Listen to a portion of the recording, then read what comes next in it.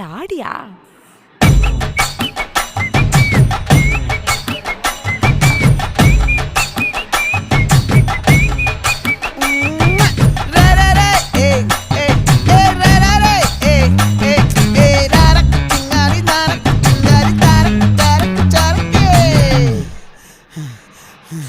விளைஞ்சிருக்கும் என் வெத்தலை கொடி, அட வளைஞ்சிருக்கும் ஒரு சன்னல் வெடி.